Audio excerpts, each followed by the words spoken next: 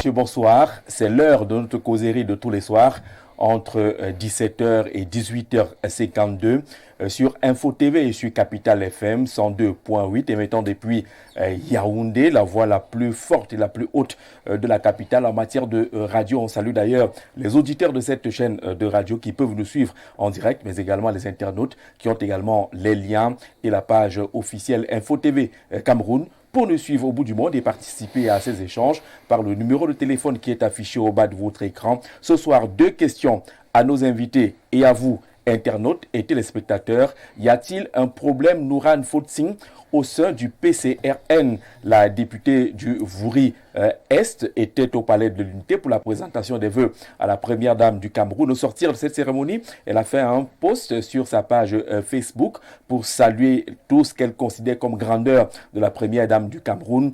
Sur les réseaux sociaux, cette sortie fait l'objet de plusieurs critiques. Vous verrez également la sortie du président national du PCRN, Laurent Cabral Libi, qui va nous permettre justement d'entretenir nos invités sur la question: y a-t-il un problème Nourane Fotsing au sein du PCRN? Et puis la deuxième question à nos invités ce soir et à vous devant vos petits écrans et internautes, celle de savoir si le maire de la ville de Yaoundé va réussir l'opération de toilettage de la cité avec la chasse entre guillemets aux vendeurs à la sauvette qui est lancée depuis quelque temps et qui sera opérationnelle dans 6 jours environ.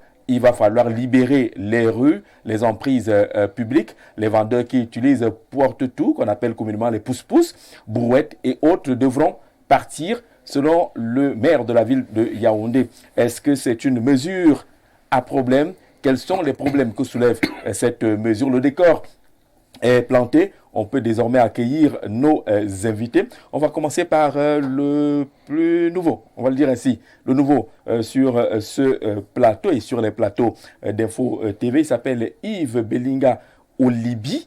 Il est écrivain. Yves, bonsoir et bienvenue. Bonsoir Jean-Jacques, merci de m'avoir invité à votre plateau. Alors vous avez sous les yeux cet ouvrage, ce livre, Au sortir de notre règne, nous partirons de plus belle, aux éditions Edeka Books. Vous parlez de quoi dans ce livre? Dans ce livre, vous allez constater que depuis un certain temps, à mesure qu'on se rapproche de 2025, qui est l'année électorale, nous y sommes déjà. Nous, fils du Sud, de Moïse Sala plus particulièrement, nous subissons un peu plus des attaques, des stigmatisations dans les réseaux sociaux, des stigmatisations verbales même, dans les débats, dans le quartier, dans les bars, dans les milieux scolaires. C'est quoi, les gens vous narguent? Ils vous disent que votre tour est en train de finir, c'est ça? Effectivement, parce qu'ils disent que nous avons tout reçu de l'État. Or, ils ignorent qu'en réalité, il y a d'autres imperfections, ou bien ce que les gens appellent... Ce que Charles Attiwa avait appelé les paradoxes du pays organisateur. Vous voulez dire qu'on n'avait pas tout reçu? Que laissez-nous tranquilles, on n'a pas tout reçu, c'est ça? Bien évidemment, parce qu'il y a certaines zones où vous allez vous poser des questions. Est-ce que nous sommes au sud? C'est-à-dire, vous allez quitter peut-être la ville. Quand vous entrez dans les périphéries, vous allez découvrir d'autres réalités où les populations manquent de l'eau, la route, la voie d'accès même à ces villes-là. Donc, et la lumière même. Donc, beaucoup de gens ne savent pas que nous vivons ces réalités. Ils se mettent plutôt à nous invectiver, à nous attaquer au motif qu'on a soit confisqué le pouvoir au bénéfice de nous seuls. Je ne sais pas ce que ça signifie. C'est là où moi j'ai eu cette inspiration de dénoncer cela. Donc 230 pages, vous relayez ce que vous avez reçu et ce que vous n'avez pas reçu, ce que le régime vous a donné, votre papa, votre grand-père, ce qu'il vous a donné et ce qu'il ne vous a pas donné, pour que les uns et les autres ne confondent pas. Et vous parlez de au sortir de notre règne. Mais vous considérez quand même que c'est votre règne, non? Bien évidemment. Le règne de Paul Biya, c'est le règne du Sud. Le règne de Paul Biya, c'est le règne des Boulous. Vous pouvez appeler ça ainsi. Mais ça ne signifie pas que c'est nous qui avons... Non, ne me dites pas que les bateaux sont en train de quitter. En réalité... Vous êtes en train de quitter le navire avant de quitter... En réalité, le règne ne signifie pas ici que tout le monde qui est Boulou gouverne. Oui, c'est juste une façon de dire pour montrer que le boulot est au pouvoir. Donc c'est un peu ça, notre règne. Est-ce qu'il est déjà disponible l'ouvrage? Au sortir de notre règne, nous partirons de plus belle. Donc ce n'est pas fini. Il est déjà disponible, mais je ne l'ai pas encore déposé dans les librairies. Oui. Je suis encore en train de regarder quelle librairie m'accorde un pourcentage moins fort. N'est-ce pas? C'est quand même un travail, il faut qu'il y ait une rémunération. Mais pour ceux qui veulent s'en procurer, oui, ils peuvent se rapprocher de l'auteur. Benoît Fedjenon a un livre magnifique là. Au sortir de notre règne, nous partirons de plus belle. C'est-à-dire que même si le président Paul Biya part, ce n'est pas que c'est fini, c'est ça? Bien évidemment, parce que nombreux ont considéré le chef de l'État comme leur destinée. Et c'est ce que Confucius nous apprend, que les routes n'ont pas été faites pour les destinations, mais pour les voyages. Le président de la République a été pour nous une route, non pas une destinée ou une destination. Oui. Une route, c'est-à-dire le moyen par lequel nous accédons à notre destination. Et c'est pour cela, ceux vraiment qui se sont targués, qui se sont arrêtés à prendre le chef de l'État comme finalité, c'est-à-dire celui sur qui ils doivent avoir les nominations, celui sur qui ils doivent avoir même de l'argent, celui sur qui ils doivent avoir gagné des marchés publics. Ce seront ceux-là vraiment qui vont souffrir parce qu'ils n'ont pas compris que le chef de l'État a été pour mais il ne faut pas dire aux gens que si le président part, c'est la souffrance qui va arriver au sud. Le pays va se poursuivre. Il ne faut pas faire peur à tes frères. Bon, ce n'est pas que je fais peur, Jean-Jacques. Bon, la peur même se vit. Et c'est pour cela que j'ai écrit ce livre. Parce que moi-même, étant fils du Sud et de Moïmosala, nous vivons cette crainte. Sauf que, donc, moi, ayant un moral beau, je me suis engagé à déconseiller certains à ne pas vraiment se limiter au règne du chef de l'État. Parce qu'on a eu le président Amadou Ahidjo qui est venu, il est parti. C'est vrai aussi que les fils du Nord se sont comportés comme des orphelins après le 4 novembre 1982. Parce qu'ils se sont dit, bon, on va tout nous enlever. Ils ont pensé que... C'est humain, hein. C'est humain, mais après, ils ont vu que le pays est là. Bien évidemment. Il est ouvert à tous ses fils. Mais maintenant, vous de Meyome Sala, quand vous avez quelqu'un de Meyome Sala, tu as l'impression qu'il vient de causer avec le président Paul Biya. Il te met en confiance, il dit non, ça va se faire. Pour les nominations, ils ont annoncé ça 1 million de fois, il dit que c'est après. C'est sur la table du père. C'est comme s'il avait vu ça. Dans tous les cas, c'est tout sympathique. On aura l'occasion de parler de l'ouvrage. Peut-être que les librairies vont vous permettre de l'exposer, qu'on comprenne de quoi il s'agit exactement. Au sortir de notre règne, nous partirons de plus belle. Quelques inquiétudes. Benoît Fodjian, on t'accueille. Bonsoir et bienvenue. Il ne doit pas être inquiet, non? C'est pas parce non, bonsoir Jean-Jacques. Bonsoir à vos nombreux téléspectateurs. Et en marge, n'est-ce pas, de toute critique qu'on pourrait apporter sur cette œuvre, je vais d'abord saluer, vous savez, toute œuvre de l'esprit mérite un respect. Et évidemment, il a eu le courage peut-être de dire tout haut ce que certains disent tout bas. Oui, il y en a qui ont peur. Oui, je dis donc que je ne peux pas me lancer déjà dans la critique, mais je vais quand même dire non. Bon, c'est vrai, ce n'est que je pourrais appeler même une vue de l'esprit parce que penser tout de suite que Paul Biya, qui est le chef de l'État, soit bien qu'il vienne du Sud, on ne peut pas ignorer ses origines, bon, qu'il soit aussitôt considéré comme vraiment cet homme du Sud, auquel cas tout ressortissant du Sud aurait, n'est-ce pas, des inquiétudes par rapport à la sortie ou non. Bon, je dis, c'est plutôt un débat que j'espère que dans l'œuvre, il a pu quand même rétablir la confiance pour dire, en marge, n'est-ce pas, de toutes ces sortes d'inquiétudes. Et il faut tout de même rester citoyens camerounais, savoir qu'un chef de l'État sortira toujours de quelque part. Il ne pourrait pas sortir à la fois de peut-être 235 tribus que compose le Cameroun. Il va sortir de quelque part.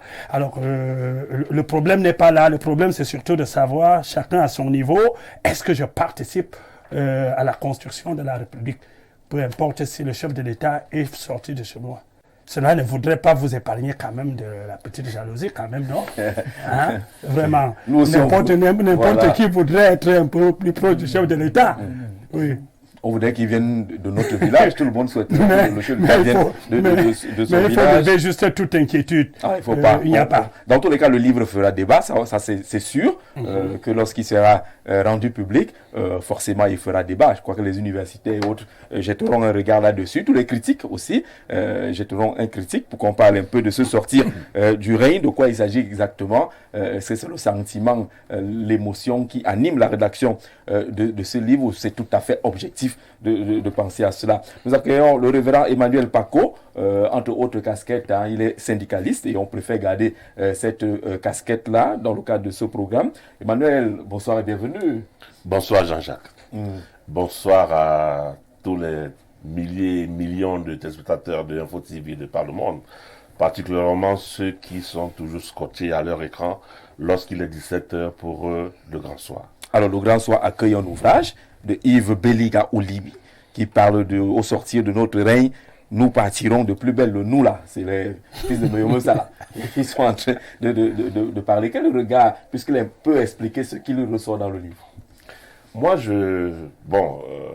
félicitations pour l'ouvrage, comme l'a fait déjà Benoît. Je m'aligne à ces félicitations. Mais je veux commencer par dire que l'ouvrage, tel que tu l'as dit, il va certainement susciter beaucoup de débats. Le premier des débats commence déjà par son titre. Oui. Au sortir de notre règne. C'est-à-dire que fils de Moyomo Salah qu'il est, déjà lui-même il considère que c'est un règne ou ce fut un règne.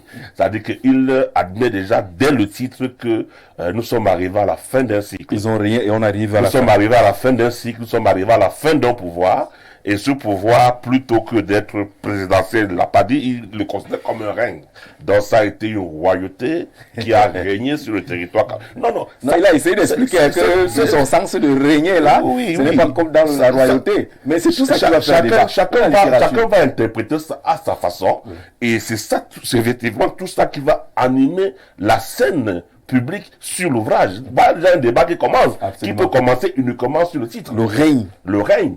Oui.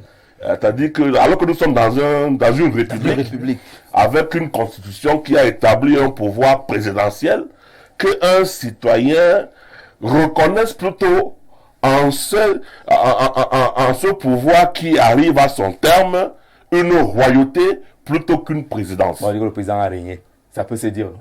Bon, c'est autant de débat.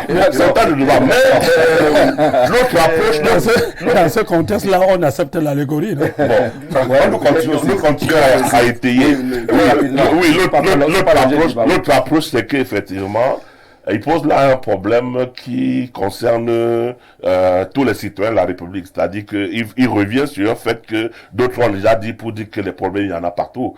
Et il ne faut pas croire que parce que nous sommes fils du Sud, du même village que le chef de l'État, nous avons été très bien garnis. Voilà. D'accord. Bienvenue, Emmanuel, sur le débat. Patrice Siméon Vomon, il est analyste socio-politique. C'est un plaisir de vous avoir. Pasteur, vous êtes aussi pasteur. Un jeune pasteur. Oui. Très jeune. Bonsoir à tous ceux qui nous regardent à la maison. Je voudrais adresser mes civilités au baobab situé au sommet de la montagne qui offre de l'ombre à tous les animaux de la forêt, celui que j'appelle le soleil de Womoka. Je salue le soleil de Womoka en premier parce qu'il est celui qui incarne, n'est-ce pas, l'institution supérieure au Cameroun, mais au-delà de ça, il y a l'institut suprême, celle qui est éternelle et celle qui est céleste. Ici, je parle ici de notre Père céleste à qui je dis merci de la grâce qu'il m'accorde d'être sur ce plateau. Je voudrais lui dire merci pour la même grâce qu'il accorde à tous ceux qui sont autour de ce panel. Quand j'ai adressé mes civilités au baobab et dit merci à Dieu, je voudrais vous dire merci de l'invitation que vous nous servez ce soir. Alors, un mot sur cet ouvrage de Yves Béliga Oulibi. On a la chance qu'il est avec nous sur le plateau. Au sortir de notre règne, nous partirons de plus belle. Il est vrai que le président de la République est un président, mais la manière qu'il a géré le Cameroun, il l'a géré comme un monarque. Ça, c'est une réalité. Personne ne peut contester cela. Et produire de l'esprit au sorti de notre règne, ça montre que c'est une production de l'esprit. Vous savez, parfois, les esprits sont incontrôlables. Absolument. Et parfois même, l'auteur peut se mettre à produire quelque chose. Il peut être un instrument utilisé spécialement pour passer un message particulier. On peut dire ce qu'on veut, le président de la République aura régné ou pas. Il y a une réalité qui est certaine, c'est que le président de la République n'a pas géré le Cameroun en tant que président, mais beaucoup plus en tant que monarque, un roi. Vous l'affirmez? Comment est-ce que vous faites pour l'affirmer? Mais voilà, comment est-ce que vous faites pour l'affirmer? Bon, il suffit simplement de regarder les affiches de toutes les réalisations du président. Si vous voyez les pieds du président à cet endroit, vous verrez justement qu'il y a quelque chose qui est fait. C'est de la communication. On peut vouloir dire ce qu'on veut, on peut aimer le président ou être un griot, comme moi je le suis, mais je suis une personne Vous êtes un griot quand même extraordinaire. Oui, vous êtes le griot d'un président et vous dites de lui qu'il a rien comme un monarque. Parce que le griot, avant tout, est un conseiller au-delà d'une personne qui chante les louanges. C'est un prophète également qui, à la réalité ici, a pour mission de retracer tous les éléments de gloire pour que la postérité le griot. Pour que la postérité le griot que nous on connaît là, c'est qu'il ne réfléchit pas. Le griot, lui, fonce. C'est en réalité. À Cameroun, c'est jusqu'à la fin. Il veut pas savoir. C'est en réalité ce qu'on a voulu faire croire. C'est en réalité ce qu'on a voulu faire croire à l'Africain, mais en réalité, un griot est un notable, une personne d'une importance capitale pour ce qui est du passé, du présent et du futur. Parce qu'il relate ces faits-là. Moi, j'ai décidé d'arborer ce costume parce que j'ai remarqué que la plupart des intellectuels, quand ils arrivaient à être porteurs de professeurs, docteurs, quand on leur disait que c'était griot, et puis maintenant, ils trouvaient que c'était péjoratif. Arrivé dans l'espace public, on s'est rendu qu'un griot n'était pas forcément bête, mais il était une personne très intelligente qui pouvait faire des propositions et projeter des choses dans l'avenir. D'accord. Franklin Sambou, Sambou, voilà. Vous savez qu'il y a un Sambou qui est Sambou. C'est de quel Sambou il s'agit? Oui, il y a les Nambles. En général, les Nambles, Jean-Jacques. D'accord, vous êtes Sambou. Sambou, c'est l'autre d'être. Oui. Voilà, Franklin.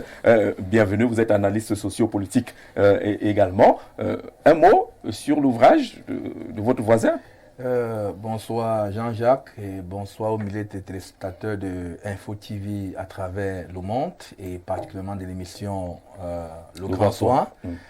Cet ouvrage de Yves Bellinga Olibi, nous lui adressons déjà des félicitations pour ces chefs-d'œuvre, mais c'est un ouvrage qui va remettre sur la scène beaucoup de débats. Oui, absolument. Surtout pour cette année 2025.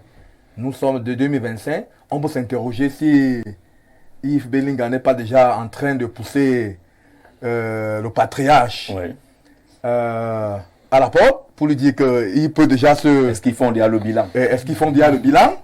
Ou autre chose encore, il apparaît à un moment donné où les évêques se sont prononcés au lendemain d'un discours du 31 décembre pour dire que non, il est temps pour lui de partir. Est-ce que son ouvrage ne vient pas être une réponse non seulement à la communication gouvernementale du ministre Emmanuel Sadi? Donc c'est un ouvrage qui, ma foi... Mais c'est ça les bons ouvrages. Qui ouvrent les débats. Qui ouvrent les débats. Donc, à un moment donné, qui va... Voilà, sinon il passe inaperçu. Mais s'il peut entrer dans le débat, c'est déjà intéressant.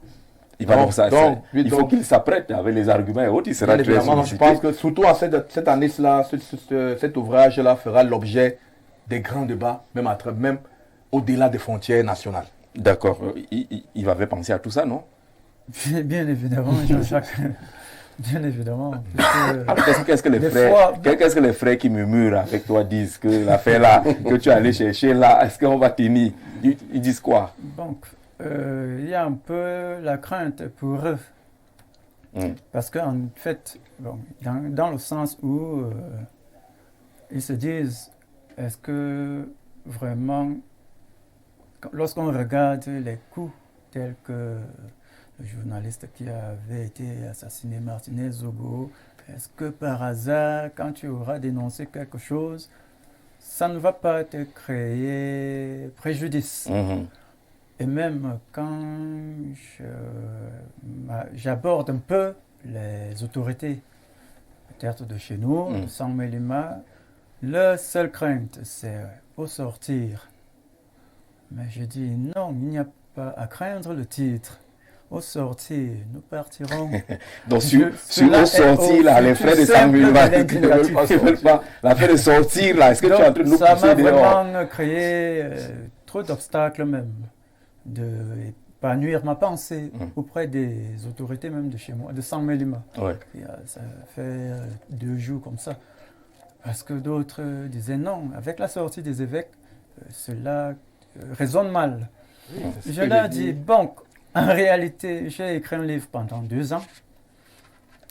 Or, les évêques viennent de sortir, ça fait à peine 2 semaines. Oui. En écrivant mon livre, en sortant mon livre, je n'avais pas prévu que les évêques vont sortir et que peut-être dans leur sortie, ils vont solliciter soit le changement social, sociopolitique, ou le changement à la tête de l'État. En tout cas, vous avez publié votre livre, vous savez de quoi vous parlez, c'est un travail intellectuel, et tout travail intellectuel mérite une reconnaissance, je pense que c'est déjà ça. Il y a un chapitre 2 que j'aime beaucoup, d'où Paul Biya nous a pris, et là où il nous a amenés. Il nous a menés.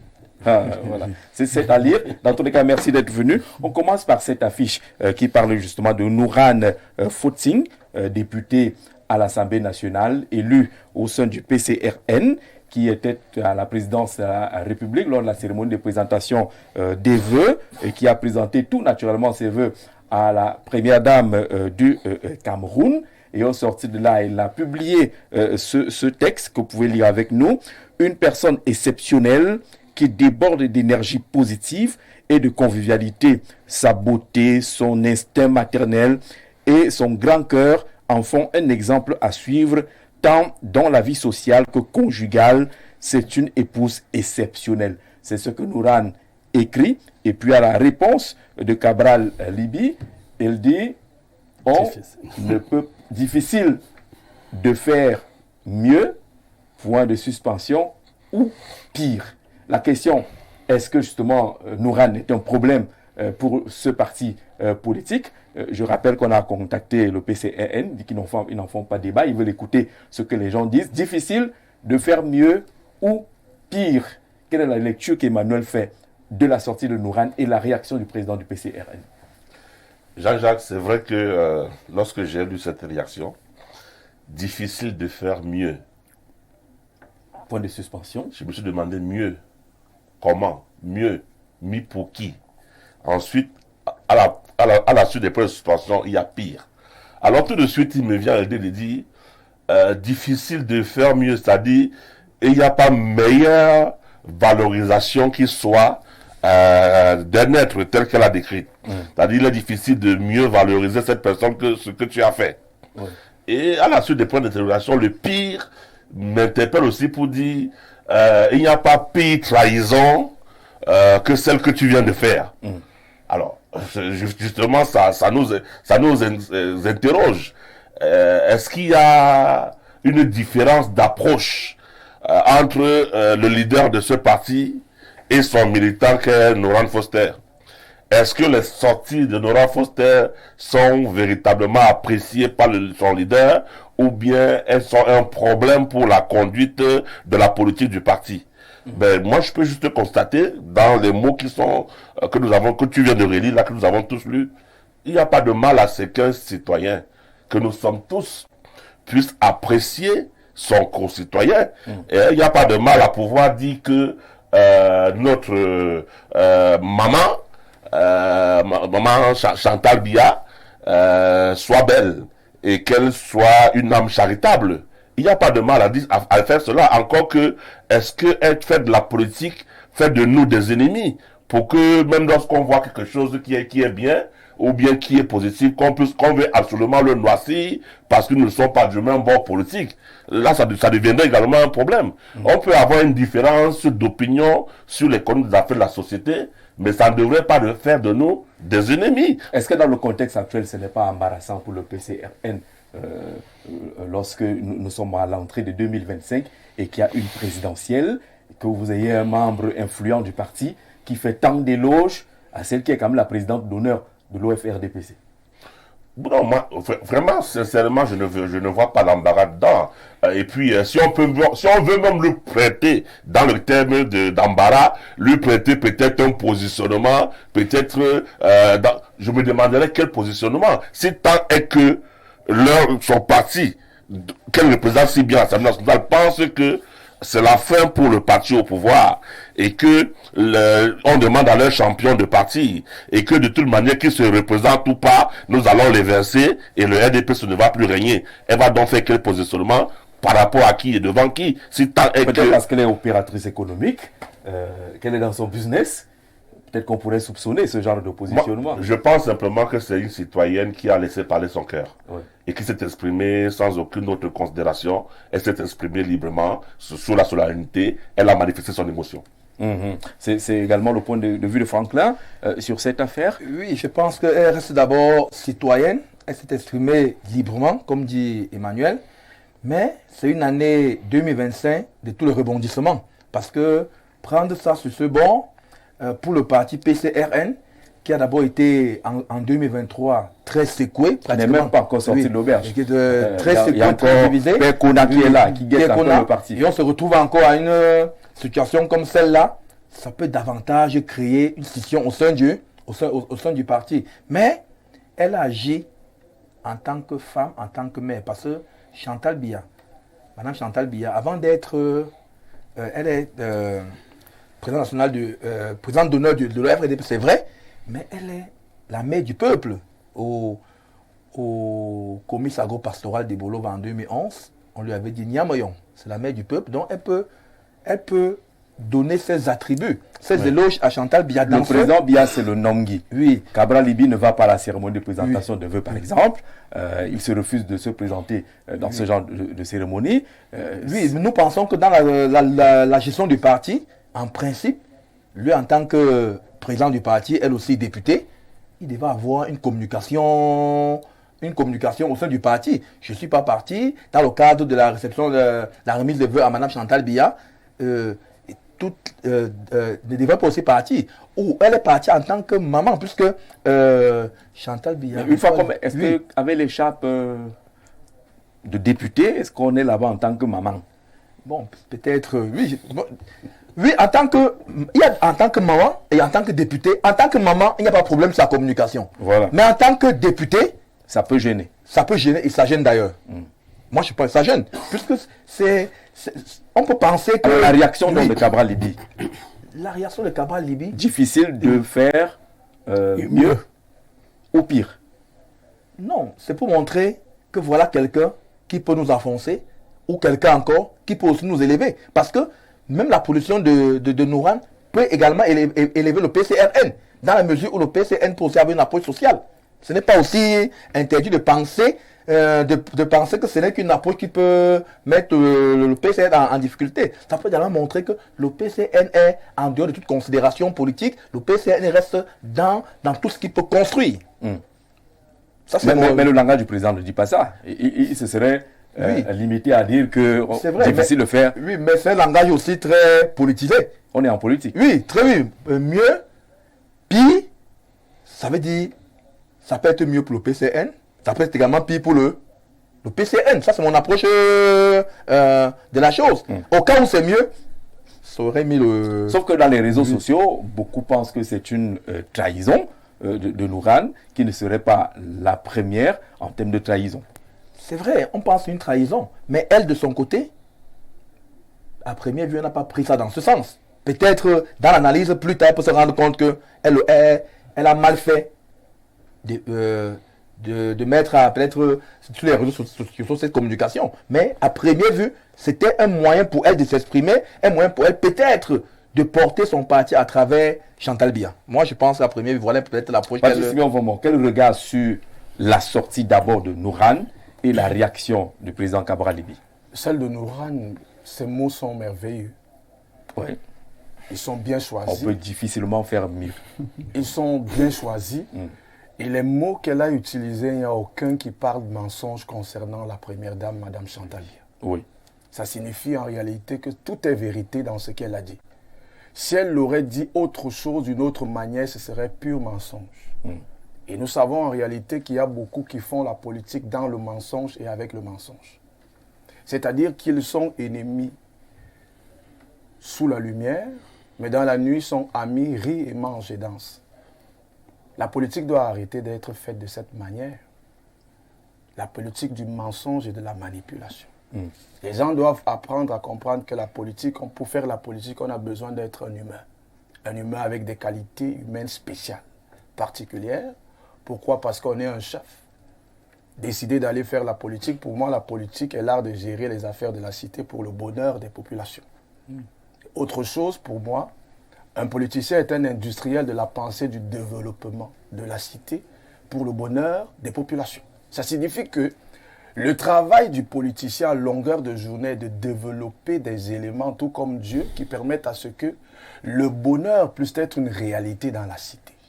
Alors que nous rendre filles, jeunes, belles, intelligentes, de la même manière que la première dame Chantal Biya vienne à développer et à faire ressortir son fond, c'est tout à fait naturel. Ça montre qu'elle est humaine et qu'elle est vraie. Ça, c'est déjà un fait qui est... Sauf que l'humain vit dans les environnements, dans une société, dans des structures. Si chacun fait parler son humain chaque fois, alors que vous êtes dans des positionnements particuliers, ça va être difficile. Ça, c'est vrai. C'est vrai, mais elle est allée à la présidence de la République pour passer des vœux à une dame qui est la première dame. Et les vœux, c'est quoi? C'est un souhait, c'est une prière qu'on émet à l'endroit de quelqu'un. On n'est pas contre les vœux. Voilà, ça signifie quoi? Vous ne pouvez pas aller dire bonne année à quelqu'un et puis ça ne vient pas du cœur, c'est hypocrite et c'est méchant même. Ah, comment vous le faites pour savoir? Je le dis simplement parce qu'en tant que serviteur de Dieu, en tant que serviteur de Dieu, on ne peut pas aller vers une autorité avec l'hypocrisie dans le cœur, on sera jugé par Dieu. Maintenant, la réaction de M. Cabral Libby montre beaucoup d'émotivité. Ça montre également ici de l'immaturité. C'est-à-dire que Nourane est dans l'émotion et Cabral est dans l'émotivité. Ça veut dire, tout ça, c'est la même chose en fait. Oui. Mais lui maintenant, ça montre de l'immaturité. Ça montre le manque de pondération. Ça montre le manque de patience et de tempérance. Pourquoi? Parce que, en tant que leader d'un parti politique, on est un père. Et ce n'est pas forcément parce qu'une jeune fille aurait dit ces mots que foncièrement son fond serait mauvais. Mais la réaction de M. Cabral Libby montre à suffire qu'il existe un problème dans le PCRN. La preuve, dès qu'il est sorti, les chiens méchants sont sortis et ils ont commencé à massacrer la jeune fille jusqu'à ce qu'il se ressaisisse. C'est un député, hein, ce n'est pas une jeune fille. Voilà. Jusqu'à ce qu'il se ressaisisse et qu'on décide de dire aux chiens méchants, revenez à la maison et il n'y a rien. Pourquoi? Simplement pourquoi? Parce que Nourane dérange. Elle dérange de par son indépendance. Elle dérange de par sa popularité. Elle dérange de par sa jovialité. Elle dérange de par son humanité. Parce qu'elle a non seulement la main, elle a quelque chose dans la main, et elle a quelque chose dans le cœur, et elle peut vivre sa vie de manière épanouie sans forcément avoir des calculs comme X sur Y. Pourquoi? Elle est entrepreneur. Ça mais sauf qu'elle appartient à un parti politique. C'est vrai. Je crois que dans votre parti, pour ceux qui sont du RDPC, on parle de la discipline du parti. Tous les milliardaires qui sont là-bas ne font pas de déclarations. Quand ils le veulent, parce qu'ils ont les moyens, ils ont la liberté, ils peuvent aller à gauche ou à droite quand même. C'est vrai, ce que vous dites, c'est vrai, purement vrai. Mais là, moi, j'aurais été à la place de Cabral Libby, j'aurais tout simplement dit que bon, il faut laisser les gens, la politique, c'est pas la guerre. Laisser les gens exprimer leur humanité. Surtout que nous, au PCRN, on libère les énergies. Alors, ce sont des énergies positives qui sont libérées à l'endroit de la première dame. Certainement, ça va lui donner de savoir que nous ne sommes pas ennemis de cette dame-là et qu'après qu'elle sera partie de la présidence de la République, elle pourra avoir une carte d'honneur pour être cette maman-là qui va conseiller. Alors, est-ce que c'est maintenant que Nourane découvre toutes ces qualités de la première dame? Seulement en 2025, c'est pas la première fois qu'elle va au palais pour présenter les vœux. Elle n'a jamais fait ce genre de sortie, à moins qu'elle soit passée inaperçue. Mais pourquoi c'est maintenant qu'elle découvre toutes ces qualités de la première dame? Quelqu'un nous dit ceci. Bonsoir Jean-Jacques. Madame Marine Le Pen ne va jamais dire les paroles pareilles à Madame Macron. en politique, ça se passe ainsi. Angoula, Jean-Paul, depuis Douala, qui réagit, le temps de préparer la réponse. Hein, la question n'est pas oubliée. Bonsoir, depuis Meyome Salah Régis, en année électorale où une candidature pose le point d'interrogation, Nouran, il me semble, fait une proposition de candidature de circonstance. Trop d'intimité aussi, tout de même pour parler de sa vie conjugale qui devrait garder sa discrétion. Oui, bon, elle a parlé de la magnifique épouse qu'est la première dame, c'est sûr qu'elle a les éléments là-dessus. On va pas essayer peut-être de quoi elle parle. Yves, sur cette question-là, est-ce que la sortie de Nouran, laquelle des sorties dérange? Celle de Nouran ou la réaction de Cabral Libby? Donc, la politique est complexe. Et quand nous militons pour un parti, il est un peu désagréable de voir certaines images ou certaines sorties. Parce que ça a l'air de montrer un peu les faillites ou les faiblesses du parti, surtout d'opposition, qui cherche à gagner le pouvoir. Donc ça fait que lorsqu'elle sort, elle fait une telle déclaration. Pour le président Cabral Libby, il n'a qu'à agir ainsi. Et ça donne l'impression qu'il a de la peine à gérer son parti, à contenir les membres de son parti. Parce qu'il ne s'attendait pas que Nouran aille porter une telle affirmation, un tel témoignage. Qui dans le fond n'est pas faux. Hein. Le pasteur dit que le témoignage en lui-même n'est pas faux, peut-être pas au niveau de la femme, la vie conjugale que nous on ne connaît pas. Vraiment.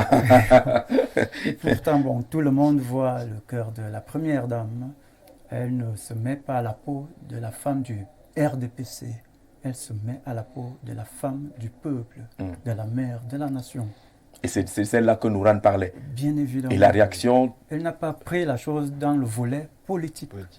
Elle n'a pas pensé... Dès qu'elle n'a pas pensé, elle n'a peut-être pas pensé au volet politique. Elle aurait dû... Ce n'était vraiment pas le temps de faire prévaloir les velléités politiques à l'heure, là, vraiment.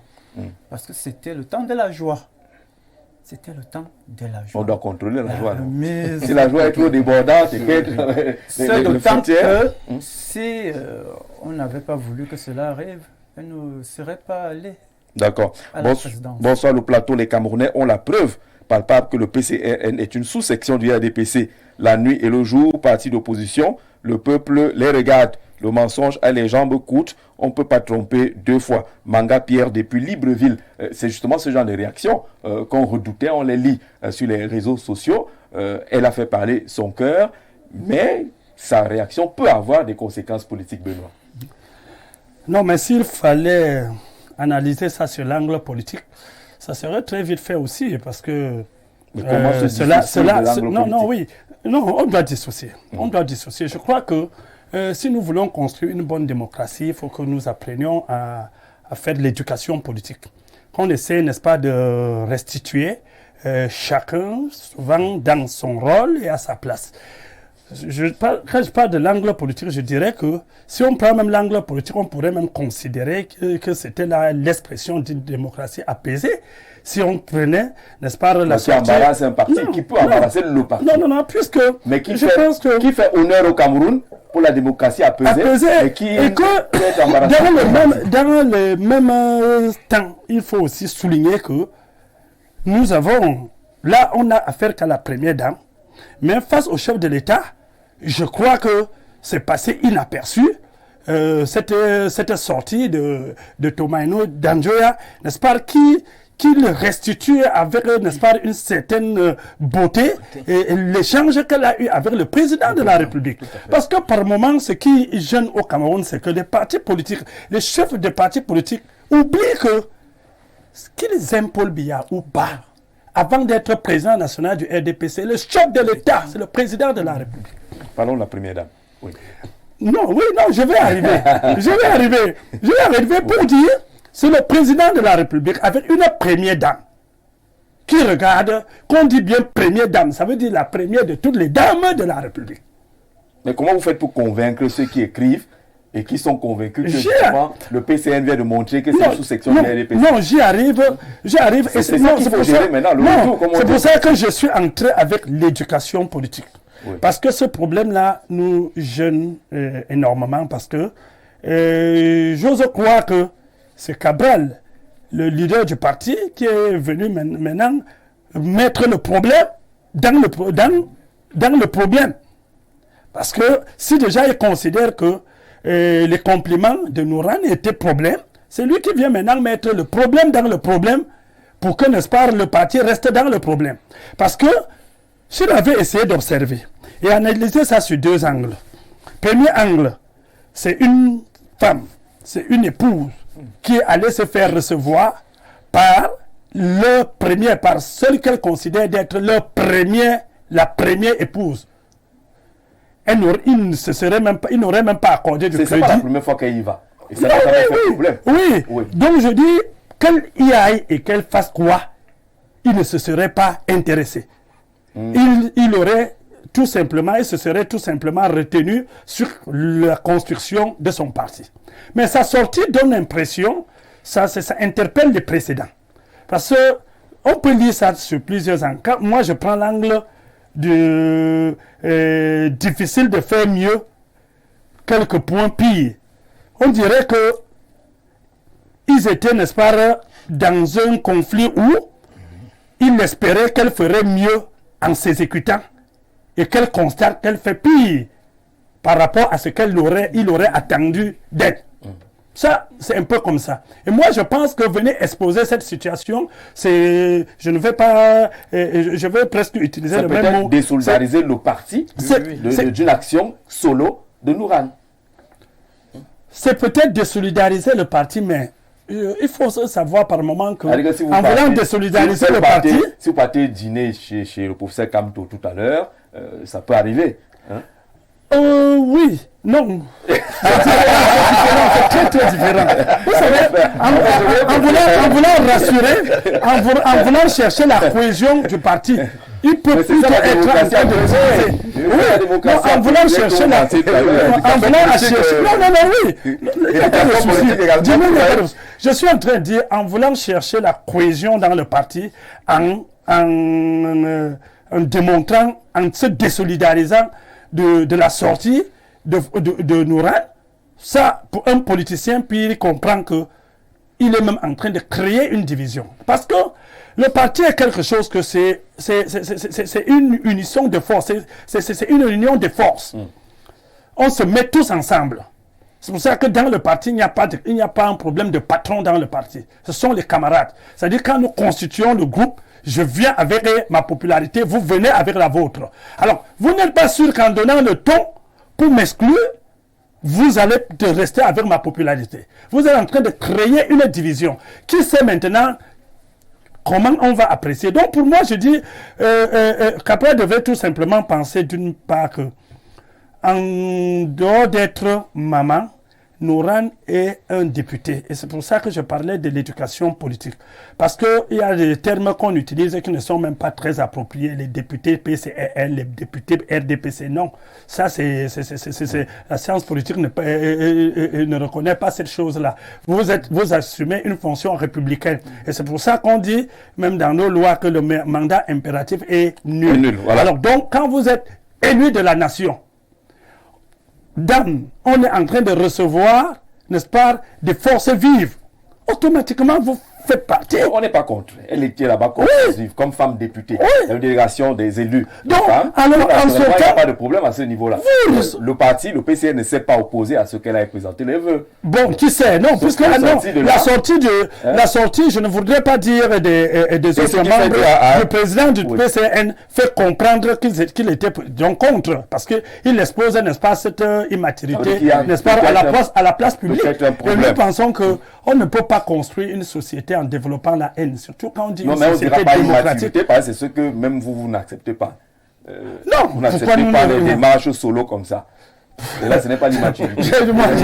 Alors, bonsoir. Nous souhaitons la bienvenue à Nouran aux côtés de Madame Chantal Biya pour battre campagne avec nous en octobre.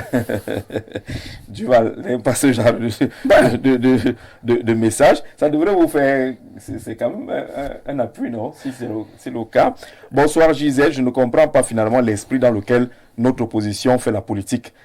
Ça veut dire que quand on s'oppose à l'idéologie de l'autre, cela est synonyme d'ennemi. Voilà pourquoi je ne suis pas pour ceux qui peignent tout en noir sur le travail du régime en place. Nourane, au-delà de sa casquette de député, est une personne morale, voilà, peut-être parce qu'elle est chef d'entreprise. Alors, elle peut laisser voir ses émotions. Alors, pourquoi Cabral et les autres reprochent le RDPC de critiquer la sortie des évêques? Je pense que cette dame est libre de ses émotions. Joué depuis la Guinée équatoriale, on est d'accord sur les émotions, mais on parle quand même du parti en 2025 à l'approche d'une élection présidentielle. C'est peut-être ça qui a amené Cabral à réagir, parce que sur les réseaux sociaux, le parti est traité de tout et de rien. On estime que c'est une sous-section du RDPC. Oui, mais Jean-Jacques, je pense une fois de plus, comme certains de mes companélistes, que, comme on dit au quartier, Cabral Libye a peut-être raté là aussi une occasion de se taire. Parce qu'il n'aurait rien dit que ce message serait passé même inaperçu. Or, c'est lui qui vient maintenant en faire un problème et il a revenu quelque chose qui n'en était pas une. Parce qu'on devait pouvoir, et par là, il crée même un antagonisme dans son parti. Parce qu'il commence de là à faire de Nourane une opposante même de Cabral Libye au plus ou moins. Comme l'a dit Benoît, le parti politique comme le syndicat, dont je suis leader également, c'est la camaraderie. Il a très très bien expliqué. Au parti politique, comme au syndicat où je suis, personne n'est le patron de l'autre. La notion de chef... Dans quel parti? Tous les partis. Allez dire au RDPC que je... La notion de la délégation, n'est pas le patron. C'est une erreur, c'est une erreur. La notion de chef n'intervient que dans l'accomplissement des missions régaliennes qui sont dévolues à chacun. C'est-à-dire que quand... Emmanuel, vous parlez le parti du RDPC, peut-être que vous n'assistez pas au meeting. Hein. Mais je dis quand un chef de délégation prend la parole, il vous rappelle que c'est lui le chef. D'ailleurs, il a dit qu'on ne devait pas dire député PC, député RDPC. Oh, c'est du RDPC qu'on a appris ça. Parce que justement, quand on apprend les décisions qui sont prises à l'Assemblée nationale, au Sénat, ils attendent l'orientation du parti. Voilà. Et tout le monde salue l'orientation du parti. On n'a pas vu jusqu'aujourd'hui les députés ou les sénateurs RDPC sortis de l'orientation du parti pour exprimer leur position intrinsèque. Adama Maudit a été maudit finalement. Adama Maudit a fini par être maudit parce qu'il voulait soit sorti de cela. Voilà. Donc lorsque je l'ai dit, je voudrais quand même aussi faire ressortir que l'expression de Nourane pourrait aussi être profitable au PCN qui postule à la mandature suprême. Oui. Parce que là, elle valorise l'épouse du chef de l'État, qui est la mère de la République. Et elle la prend comme exemple. Question de dire, si demain j'étais à cette position, il me plairait de faire comme ça, parce que c'est ainsi qu'il faut faire. Donc ça pourrait être également profitable au PCN. Mais venir maintenant piétiner cela, pour noircir cette forme d'expression, je dis que c'est un combat dont on aurait pu se passer. C'est une sortie... C'est un couteau à double tranchant quand même. C'est-à-dire que lorsqu'elle présente les bienfaits de la première dame, il n'est pas exclu que quelqu'un d'autre en sorte avec le côté noir également dans cette affaire. Non, mais puisque Jean-Jacques, puisqu'on a été habitué aux sorties qui noircissent, c'est récurrent. Je ne sais pas pourquoi ça surprend que quelques compliments deviennent, n'est-ce pas, extraordinaires pour le même parti. Comment on va faire pendant la campagne électorale avec même un de vos lieutenants qui, en matière d'atalakou, on ne peut pas faire mieux, qui fait l'atalakou à l'épouse de celui qui sera face à vous. Comment est-ce qu'ils vont gérer ça pendant la campagne électorale? C'est peut-être ça la question, Pasteur. Non, ben, la réalité ici, c'est comment gérer la réaction de Madame Nourane en une période électorale. Oui, c'est ça la question. Non, ça c'est autre chose. Mais maintenant, je vais vous dire... Non, comment est-ce que c'est autre chose puisqu'on est en période électorale? C'est que vrai. Le parti est bien lancé dans cette course à l'élection. Je vais vous montrer. La députée Nourane, au-delà de ce que beaucoup de gens peuvent penser que c'est une femme dispersée, elle est une chef d'entreprise. C'est une chef d'entreprise où ses entreprises sont prospères. C'est-à-dire que c'est une femme qui a la tête de plusieurs personnes. Elle conduit, elle est partie avec ces personnes d'un point A à un point B et ses entreprises prospèrent. Ça signifie qu'elle a quelque chose dans la tête et quand elle décide de dire quelque chose, elle sait où elle part.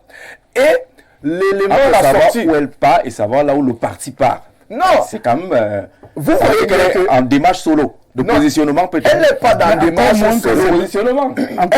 C'est nous qui l'amenons. Puisqu'il parle de chef d'entreprise. Elle montre sa qui serait en train de voir comment ces entreprises vont...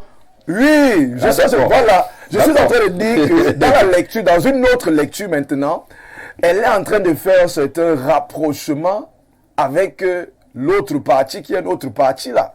Hein, de se rapprocher en disant que bon, je suis là, vous savez que au PCRN là on me regarde déjà un peu bizarrement. Ah d'accord, donc c'est un problème. Je peux... Oui. Non, c'est pas mauvais. C'est pas ça du tout. C'est une bonne lecture. C'est une bonne lecture, ça peut être fait. Maintenant, il faut savoir que le PCRN, au-delà de tout ce qu'on peut imaginer aujourd'hui, n'est pas un PCN unifié. Et la sortie de Nourane et celle de Cabral vient montrer qu'il existe deux PCRN. La preuve, la réaction de Cabral a fait sortir beaucoup de chiens méchants. Et dès qu'il a dit revenez à la gare, tout le monde est revenu, les gens sont tranquilles. Il existe donc aujourd'hui deux PCRN. Un PCRN où il y a Cabral Libi. Quand il dit ces choses, il peut manger avec les ministres de Paul Biya, rire avec eux, danser avec eux. C'est bien quand c'est lui. Mais une autre personne... Lui aussi danse avec les ministres de Paul Biya. Et une autre personne ne doit pas pouvoir le faire parce que si la personne le fait, la personne doit être diabolisée. Je dis non à cette manière de faire. Si, même que Cabral Libi... Vous dites qu'il y a quoi? Chacun va chez ses amis, chacun va danser avec qui il veut, manger avec qui il veut, mais ce n'est plus un parti. La preuve, si nous voyons le leader du parti le faire avec les autres d'en face, ça signifie que ce n'est pas mauvais. Alors ne condamnez pas quand c'est une autre personne qui dit juste des éloges. Alors, si maintenant le leader du parti ne part pas présenter les vœux au chef de l'État, mais pas présenter les vœux au président de l'Assemblée nationale, qui est la troisième personnalité, c'est en réalité quelque chose qui ne se dit pas, le bureau de l'Assemblée. Il est membre du bureau de l'Assemblée. Tout ça, c'est la même chose. Il est membre du bureau de l'Assemblée et c'est tout à fait normal qu'il s'aligne pour présenter les vœux au président de l'Assemblée nationale. Et là-bas, c'est encadré. C'est encadré. Je vais vous pour réagir. Oui, je dis c'est encadré. Et... Comme on a dit tantôt ici, Cabral a manqué l'occasion de s'éteindre. Et maintenant, comme il a déjà réagi face à cette communication ou alors ce poste de Nourane, il est important que le PCN sorte une communication officielle. Parce que plus le temps va passer, ça peut davantage les diviser. Donc, ces jours-ci, il est urgent même pour eux de faire une communication officielle pour davantage rassembler les membres du parti, parce que ça va prendre tout un débat et peut-être encore, imaginons que à la réaction de Cabral, que Nourane encore sorte encore un mot aujourd'hui ou bien demain. Vous voyez comment davantage ça va prendre un camp Nourane, un camp Cabral, et du coup le parti n'est pas en bon état en cette veille d'élection. Bonsoir Jean-Jacques. Monsieur Feudier est tombé dans le piège lorsque tu lui demandes s'il peut aller dîner chez Camto. Il te sert un nom, mais encourage la sortie d'une militante influente d'un autre parti en pleine période électorale. Vraiment, dites à votre plateau qu'ils sont tous hypocrites. Et au sujet, dans une lecture purement politique, Théodore depuis Ndom, qui a bien suivi la réaction de la là-bas. Bonsoir, monsieur le présentateur. Bravo pour votre très haut niveau de présentation, Mokhtar. Merci. De temps en temps aussi, on ne peut pas faire mieux. Il n'y a pas oupi sur ça. Alors, bonsoir, Jean-Jacques. Il y a les gestes qui ne trompent pas. Honorable Nourane envoie le message à l'opposition que Biya gagnera les élections en 2025. Francis Bekono depuis Yaoundé. On parlait justement de ces différentes interprétations. Bonsoir Jean-Jacques et à tout le panel. Vraiment, disons-nous la vérité, cette sortie de Nourane en cette année électorale est une faute très grave en politique. Et ça, je vois la main cachée du RDPC pour lancer le discrédit dans l'opinion publique. La sortie du président Cabral est légitime et en tant que politicien, il est dans son droit. Junior depuis Mbanga, vous salue là-bas, du côté de Mbanga, on connaît bien la politique là-bas. Jean-Jacques, je pense que dans tout parti politique, il existe une discipline. Il est inadmissible que ton président de parti ne parte pas à la présentation des vœux, mais toi, cadre du parti, tu présentes là-bas sans mandat. Il y a de quoi réfléchir. Lucien, depuis un SAM. Bonsoir Jean-Jacques et à vos panélistes. Cette sortie de Madame Nourane vient conforter les accusations des accointances du PCRN et du RDPC. Et en politique, c'est une erreur de début et même de l'amateurisme. Paul Biya ne ferait jamais un tweet pareil à l'endroit de Madame Cabral-Libye. D'accord, il faut d'abord ça faire les tweets. Non, ça fait les tweets. Bonsoir JZ, j'aime bien ta façon de recadrer tout ton panel, mais ta cravate a des couleurs dont nous voulons bien nous séparer. Sylvestre, bon, allons aux couleurs. Ce n'est pas du tout ça. Vraiment, ce n'est pas ce que tu dis là. Ce n'est pas ce que tu dis là. Les couleurs là. Je n'ai pas peur des couleurs là. Ce n'est pas de ça qu'il s'agit. Moi-même, je fuis les couleurs là. À distance. Benoît, maintenant tu nous dis que tu n'as pas dit non. Comment? Non, je vais répondre. J'ai dit non, j'assume. D'accord. Et je vais expliquer. Mais tu encourages d'autres. Non, je réponds. Je vais. Et c'est pour cette raison que d'entrée de jeu ici, je vous ai parlé de l'éducation politique. Monsieur Jean Jarzeux, le palais de l'unité, c'est la maison de qui? Du peuple. N'est-ce pas? Ok. Alors, comment vous voulez me mettre sur la comparaison, aller dans la maison du peuple et aller chez un individu? Moi, je ne peux pas dîner chez Kanto, c'est chez un individu que je ne peux pas dîner. Si je suis au palais de l'unité, c'est la maison du peuple. Oui. Donc, et c'est pour cette raison que j'ai dit, dans cette éducation-là, nous devons apprendre, les partis politiques doivent apprendre à être objectifs. Et dans cette objectivité, il faut commencer par la tolérance. Savoir comprendre les gens. Nous avons essayé de donner quelques casquettes. Vous avez écouté les messages. Non, mais les messages sont là. Les Camerounais ils comprenaient même certains ne voulaient même pas comprendre. Et ainsi de suite. Ils comprennent que c'est des accusations. Nous avons dit tout de suite que c'est le leader du parti qui a permis de chercher dans les propos de Nourane. C'est le leader du parti. Voyez-vous, quand il y avait cette remise de vœux, après là, ça voulait passer comme ça. Mais la réaction... moi, je crois que dans un parti discipliné, même si certains membres voulaient sortir, c'est lui qui devait le stopper pour qu'on laisse ça circuler. Maintenant, là, on essaie de mettre sur la place publique. Il y a un problème de balkanisation dans ce parti. Ça n'a même pas encore, on n'a pas encore géré, ils n'ont pas encore fini de gérer le cas qu'on a. Ça devient encore, on veut encore développer un cas Nourane. Ça ne va pas Nourane aurait dû penser à ça. Non mais, jusqu'à présent, je suis en train de dire que quand on décline certaines casquettes de Nourane, femme d'affaires qu'elle est, pourrait même être parmi les leaders à être choisis pour aller dans la maison du peuple. Députée de la nation, elle pouvait être choisie. Ce n'est pas, il ne faut pas voir comme le militant du MS. Ce n'est pas un rassemblement de militants qu'on a dit, on prend les militants du PCN. S'il fallait prendre les militants du PCN, je ne sais même pas, elle n'est même pas vice-président, on prenait le président ou le vice-président. On a les femmes députées, les femmes élues. Ici, c'est les femmes élues. Ouais. Les femmes élues et les femmes d'affaires. Non, elle est dans les femmes élues. Elle est dans les femmes élues.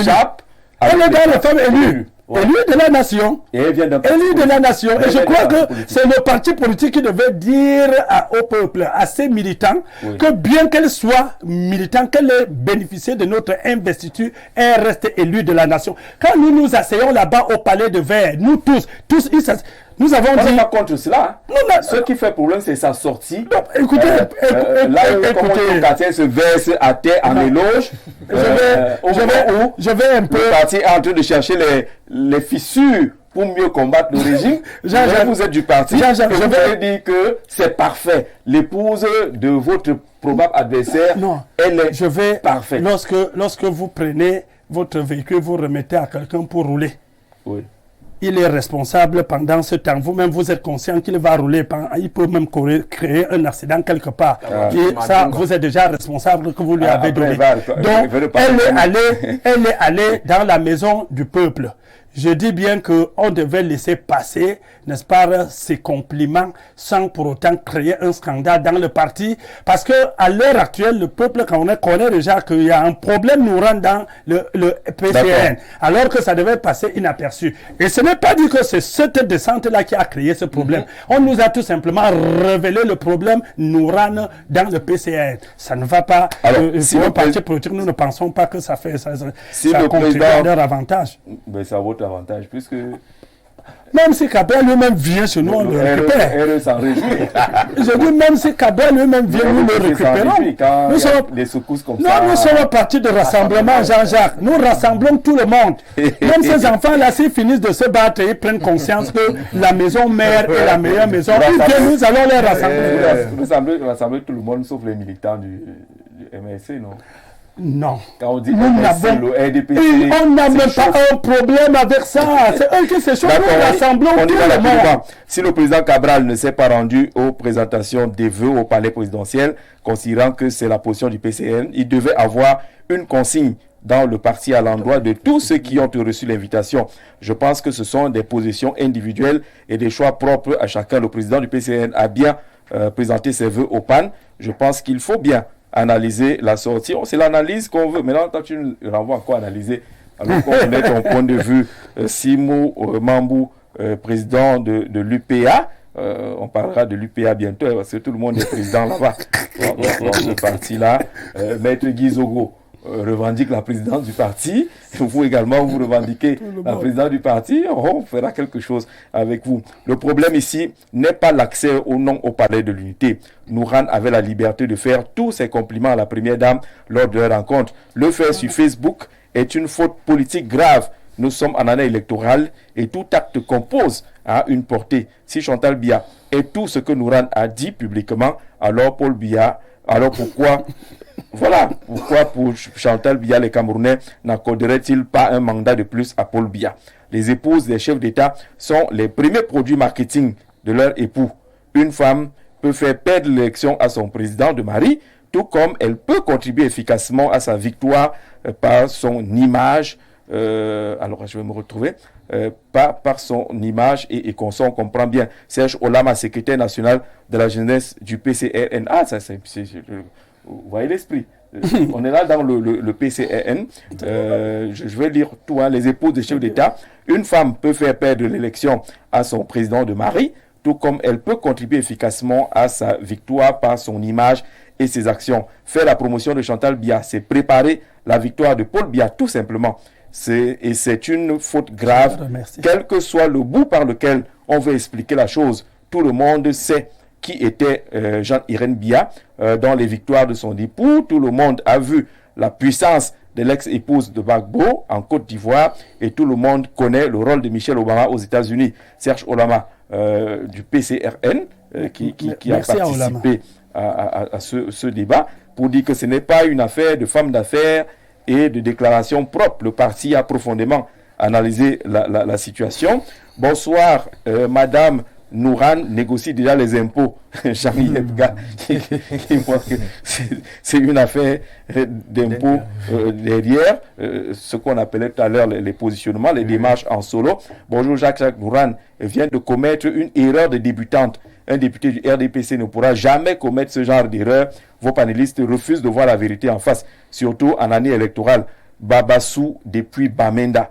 On salue nos amis de Bamenda Upstation et consorts qui nous suivent. C'est un plaisir de savoir que vous êtes avec nous. Un député du RDPC n'a pas le droit, qu'est-ce qu'il dit? Si un député du PCRN tombe devant un député du RDPC, n'a pas le droit de l'aider, je ne comprends pas. Non, que Cabral Libi arrête cet esprit, parce qu'il risque d'être vomi par les jeunes. Nouran était invité, parler du peuple, qu'il laisse la dame libre. En plus, on ne l'a pas invité, qu'il reste tranquille. Voilà, Niada Ambassa depuis Odia, ici à Yaoundé. On va prendre un dernier message. Dans le RDPC, elle devait passer chez le secrétaire général. Ouais, mais Sanga Nyamding aujourd'hui, à quoi Martin, pour parler de la discipline du parti dans les rangs du RDPC. Toujours est-il que le parti, si on s'en tient à ce que le président ou les jeunes est en train de dire, on sent que le parti a mal pris cette sortie de Nouran, et c'est tout à fait légitime pour le parti.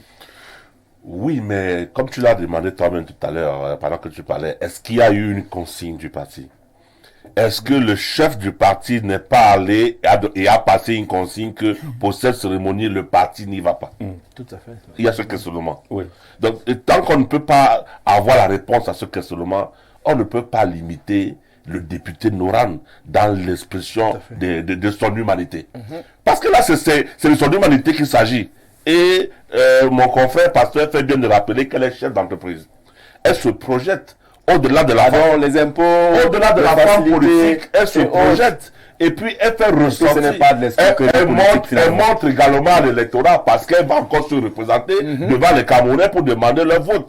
Elle montre à l'électorat que je suis quelqu'un d'humain et que je suis porté à la sociabilité et au sociétal. Donc je suis porté à venir en aide à tous ceux qui en ont besoin. Et d'ailleurs, dans son vécu au quotidien, je crois savoir que c'est ce qu'elle fait très souvent. Mais elle n'est pas seule à le faire. Donc c'est une démarche en solo. Quelqu'un a toujours monté là. Mais non une démarche du parti. Les gens qui ont le cœur, comme Nouran, sont nombreux dans les partis politiques. Dans une camaraderie. Ceux qui ont de l'argent également sont nombreux dans les partis politiques. Dans une camaraderie, il faut mettre à profit le potentiel de chaque camarade.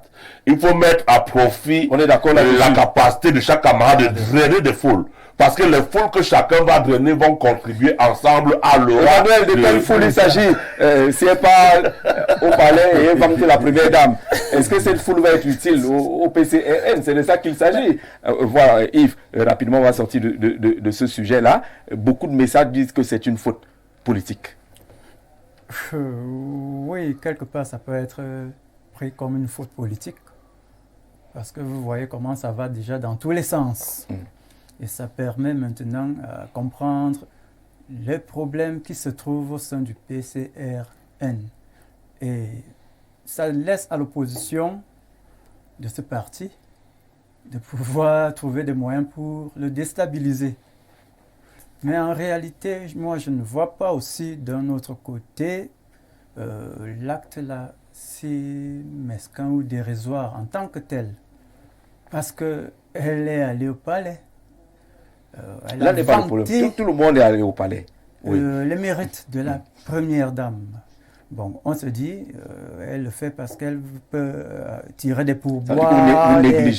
Vous négligez l'impact d'une première dame dans une élection? Est-ce qu'en réalité, il n'y a que les partisans du RDPC qui doivent bénéficier des œuvres humanitaires? On n'a pas dit ça. La question se pose pas. De la part de la première dame. Non, on va pas dire ça. Fait, bon, oui, c'est vrai. Moi, je trouve qu'elle a un peu fauté parce qu'elle a... Ça embarrasse la position du parti. Mais il faut comprendre le parti. Hein? Je crois... Voilà, très rapidement. Le président Cabral ne peut pour rien au monde rejoindre ton parti. On s'adresse à vous. Dont les grands militants sont à Kondengi, à l'université de Kondengi. C'est un homme intègre. La politique est dynamique. Laissons le temps au temps. Je voulais dire une chose. Très rapidement, moi je dis, il faut que les téléspectateurs nous comprennent. Hein. Notre analyse ne va pas dans le sens de savoir si elle a fait du bien pour son parti ou elle a fait du mal. Non, c'est notre question. C'est notre question. Non, pour nous, fait du bien au parti pour nous déjà, il fallait déjà restituer, qu'on voit, n'est-ce pas, sur quelle casquette elle est même arrivée au palais de l'unité. Maintenant, est-ce qu'elle pouvait s'exprimer ou pas? Bon, elle s'est exprimée, donc en tenant compte de la même casquette qu'elle a amenée au palais de l'unité. Maintenant, je dis et je réitère ce que Olama vient d'éclairer là. Moi, je pense qu'Olama, tout ça, ils pèsent ce qu'ils sont en train de faire. Parce qu'ils sont en train également de montrer à leurs militants qu'il est interdit d'apprécier ce qui est bon. Non, oui, c'est clair. C'est une appréciation qui concerne un individu. Non, vous savez je dis, monsieur Jean-Jacques, je ne reste que sur ce qu'on nous fait savoir. Qu'est-ce qu'on reproche à Nouran parce qu'elle a donné des compliments à la première dame, n'est-ce pas? Ou encore elle a restitué la position du parti par rapport à l'élection. Donc, alors, qu'est-ce qui se passe? Je veux bien qu'il y ait le contexte, et c'est ce que je suis en train de dire aujourd'hui, que le PCN a voulu, n'est-ce pas, qu'on contextualise cela et qu'on amplifie pour éclairer même ces militants que quand vous voyez nous voulons chasser Paul Biya, ce n'est pas parce qu'il est mauvais, c'est parce que dans le PCN, nous ne voulons pas voir quelqu'un d'autre que nous. D'accord. C'est ce que cela voulait dire. Voilà, par exemple, la première dame qu'on veut apprécier, à sa juste valeur, on ne veut pas. Benoît, ce fil là, tu veux pas de sortie.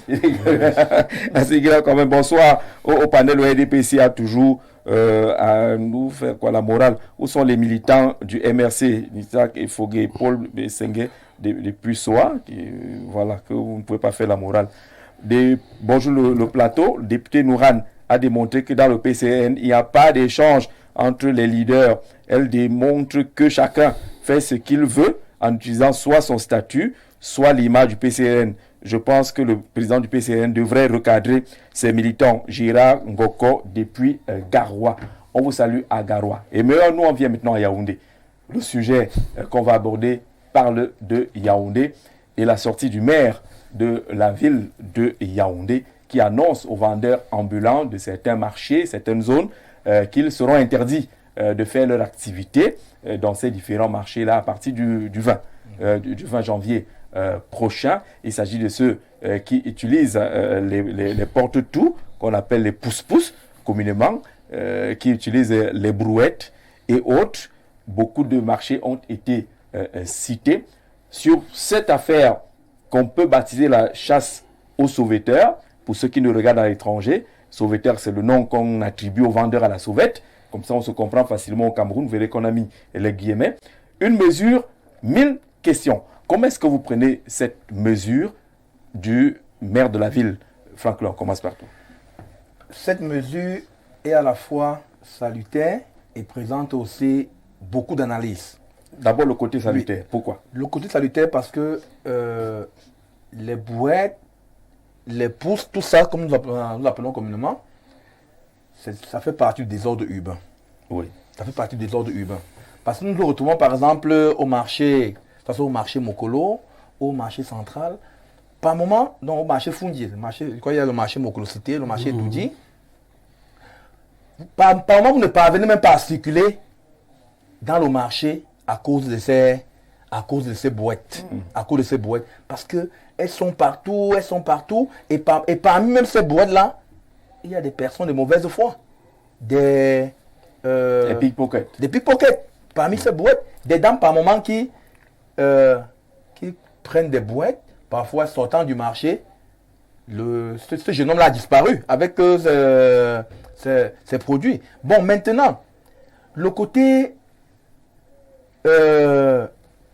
gênant de cette histoire, en dehors du fait que ces enfants gagnent bien essayent un peu de se battre dans cette activité, qu'est-ce qu'on a prévu comme alternative? Parce que nous sommes au marché. Par moment, une dame qui fait assez d'achats, elle fait des trucs. Prendre un régime de planteurs ici d'un point A à un autre qui peut être à 300, 400 mètres, comment peut s'opérer cette manipulation des vivres des dames? Donc voilà un peu la préoccupation que moi je relève dans cette note du maire de la ville.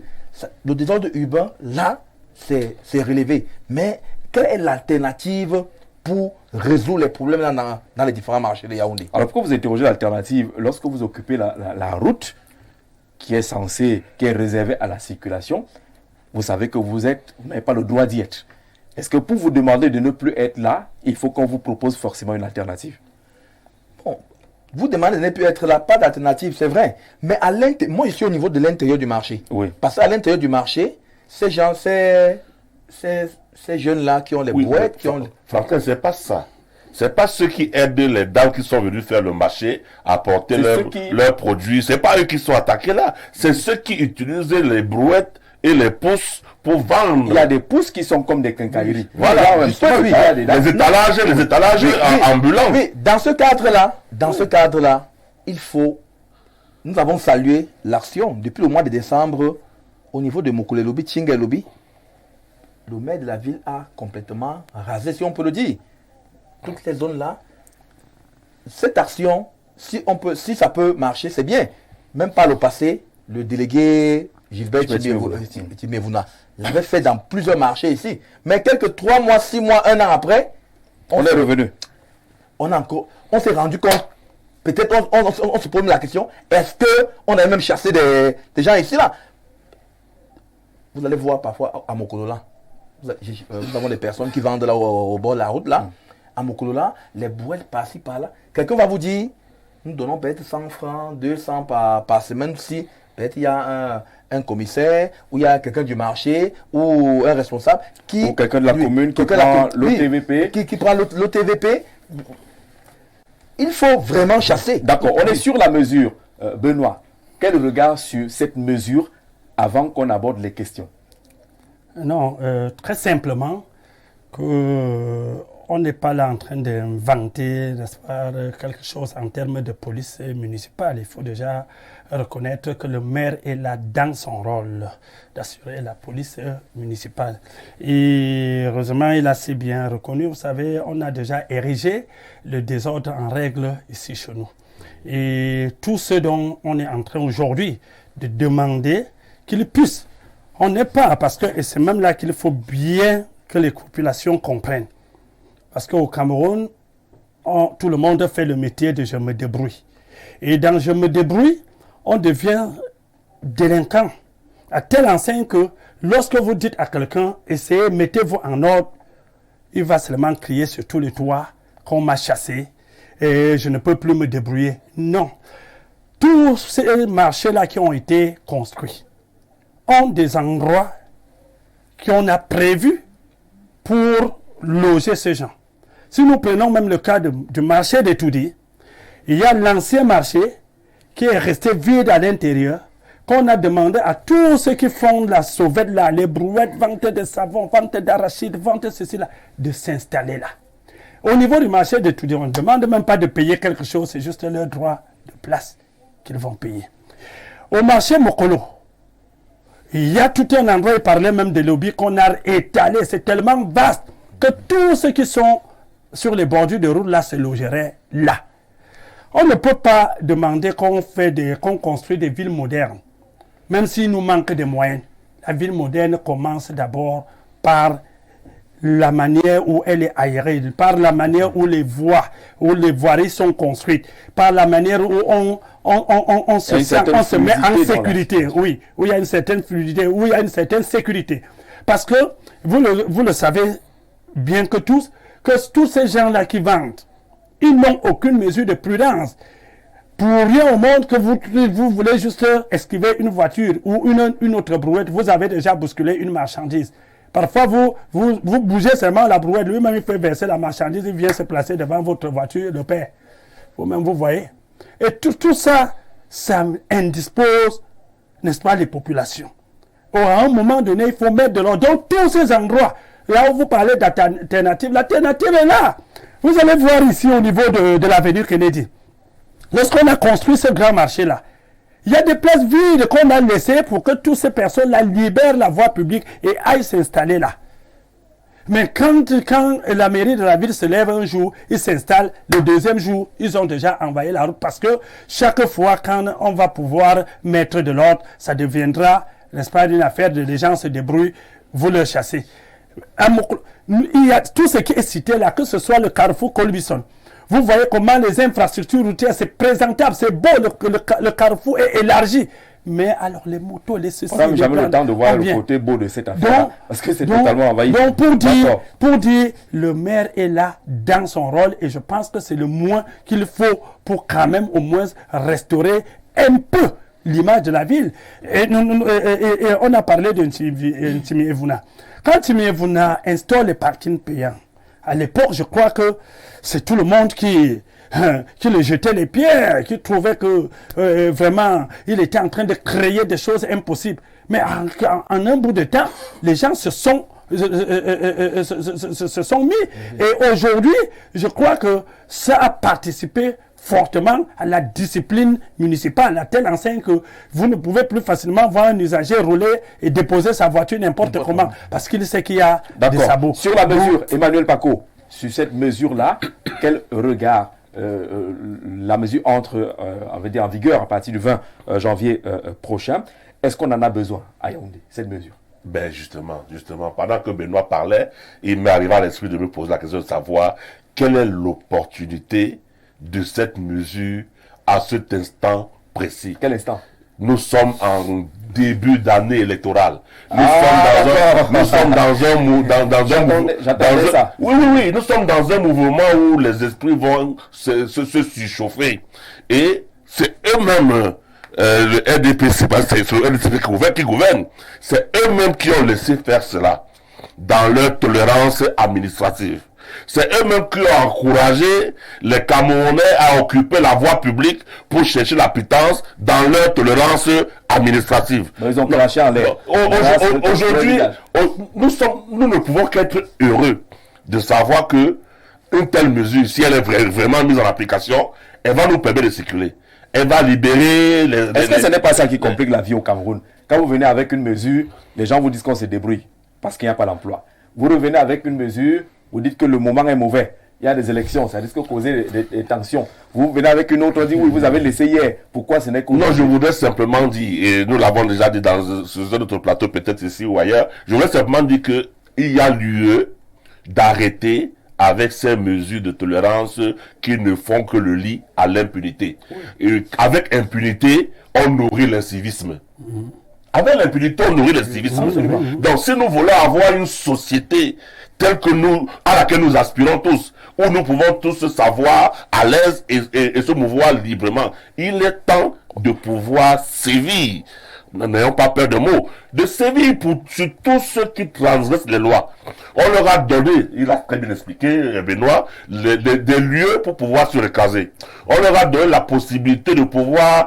D'ailleurs, les marchés qui sont construits, si on revient simplement au marché central, ils nous reviennent très souvent l'idée de savoir qu'il y a plusieurs boutiques dans ce marché qui sont vides, qui sont inoccupées, parce que les gens ne veulent pas s'installer dans le marché, ils ont l'habitude d'être au bord de la route, à croire que ce n'est qu'au bord de la route qu'on veut vendre, à croire que s'il y a personne au bord de la route, les citoyens qui ont besoin d'un article n'iront pas là où l'article se trouve, parce que le marché est également organisé. Il y a des secteurs où on vend ceci, il y a des secteurs où on vend cela.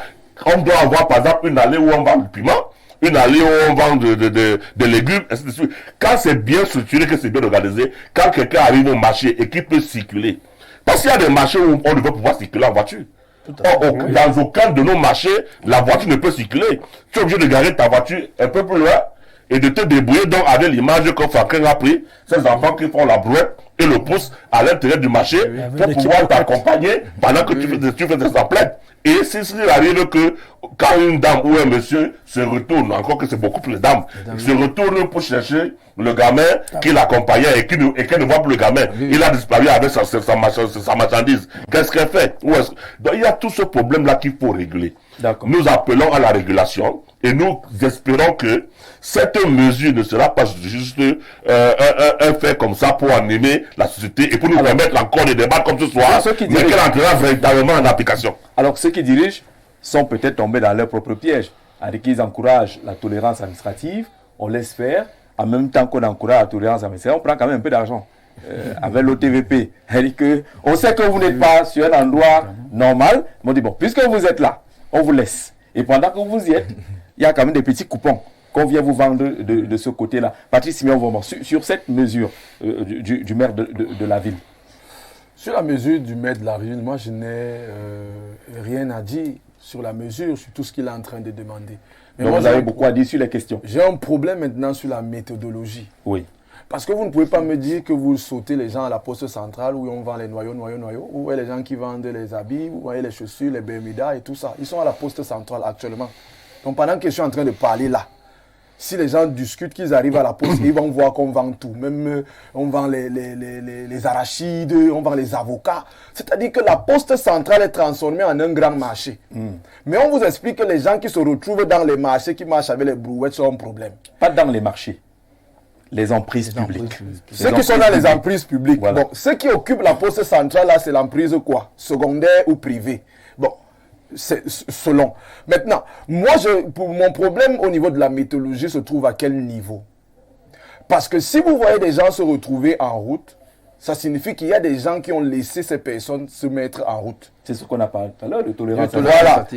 Autre chose, la discipline et l'ordre. Quand on veut mettre la discipline dans la maison, par exemple, je vais vous montrer.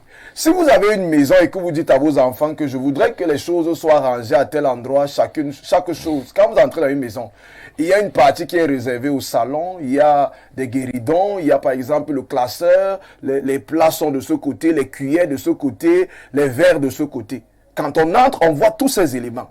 Alors, ça signifie quoi? Dans un marché également, on doit pouvoir savoir que le marché est structuré de telle sorte que côté Est, on va retrouver les vendeurs de vivres frais. Côté ouest, on va retrouver telle chose, les quincailleries.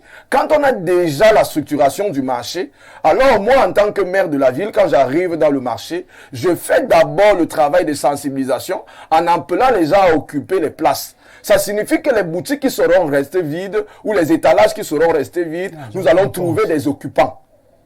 À ce moment, quand j'ai fini de faire ce travail en amont, en faisant le tour des différents marchés, en touchant le problème du doigt, alors maintenant j'entre dans mon cabinet avec mes éléments, ayant la bonne information des réalités sur les différents marchés, ayant fini de la structuration maintenant, quand je prends cette décision, je dis ok, voici ce que nous allons faire.